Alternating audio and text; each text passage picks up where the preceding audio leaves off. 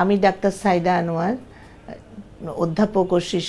অধ্যাপক ও বিভাগীয় প্রধান শিশু বিভাগ, বর্তমানে ৮ দিন মহিলা মেডিকেল কলেজ হাসপাতালে কর্মরত আছি।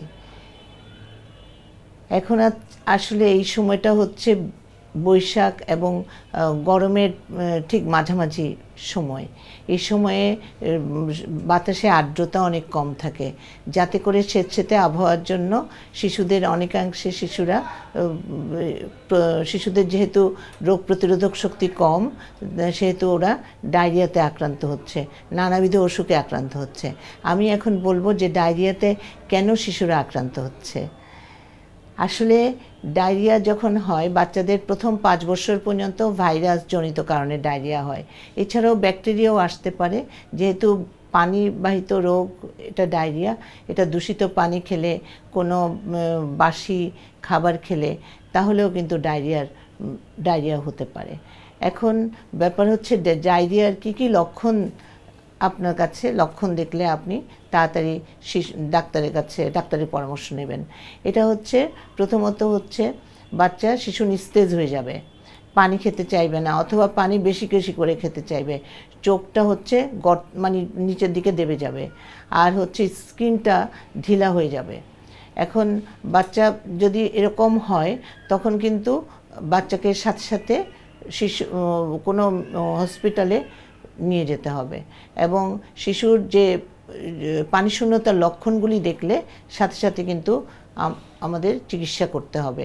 নাহলে পানিশূন্যতার লক্ষণ যদি থাকে, তখন অধিক পানিশূন্যতার লক্ষণ, যেমন শিশু নিস্তেজ হয়ে যাওয়া, চোখ দেবে যাওয়া, তারপরে স্কিনের চামড়াটা ঢিলা হয়ে যাওয়া, এবং বাচ্চা পানি খেতে না চাওয়া, এই লক্ষণগুলি হচ্ছে অতিরিক্ত যখন পানিশূন্যতার লক্ষণ হবে সেটা।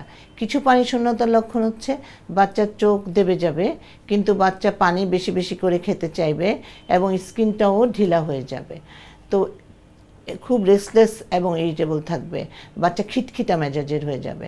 তো এখন এই দুটা জিনিসের মধ্যে যখন কিছু পানিশূন্যতার লক্ষণ দেখবেন, তখন কিন্তু আপনাদের প্রতিকারের উপায় হচ্ছে, তখন আপনি ওআরএস দিতে পারেন, ওরস্যালাইনটা তৈরি করতে হবে।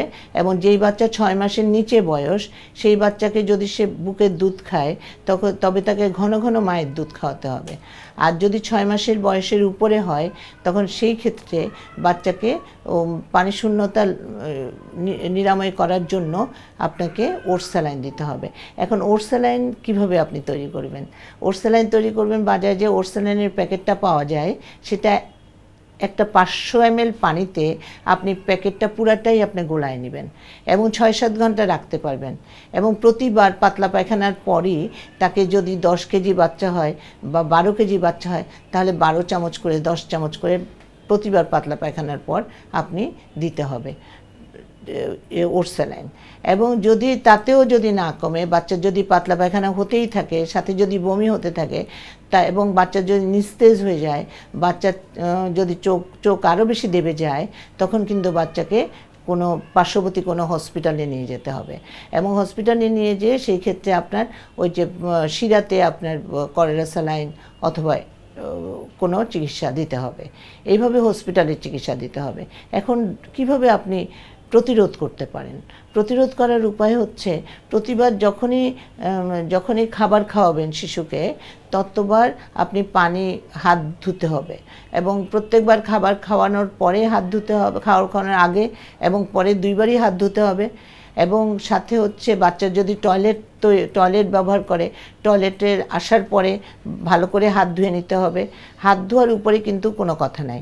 এবং দূষিত পানি খাওয়া চলবে না, সবসময় সিদ্ধ পানি, ফিল্টার করা পানি খেতে হবে।